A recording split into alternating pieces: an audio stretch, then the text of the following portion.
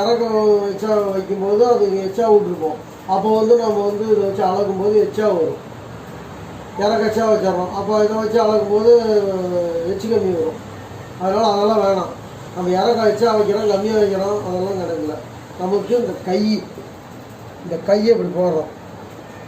இப்படி போட்டோம்னா இங்கேருந்து எத்தனை வருதுங்க? இங்கேருந்து 5 இன்ச்சு வருதுங்களா? இப்போ இந்த நேர் இப்படி வருதா? 5 இன்ச்சு. இந்த 5 இன்ச்சு இப்படி வைக்கிறோம். வச்சு இப்படி மார்க்க போடுறோம். 5 இன்ச்சு வச்சு மார்க்க போட்டு இந்த இடத்துல 5 இன்ச்சு நேரம்னா இப்படி நம்ம நேரம் மார்க் போட்டுக்கிறோம்.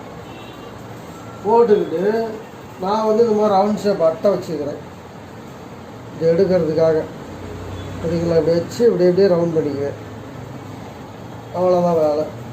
இது பேக் திருட்டு. ஃப்ரண்ட் பகுதி எடுக்கும்போது நம்ம இப்படி உடஞ்சிக்கிறோம்.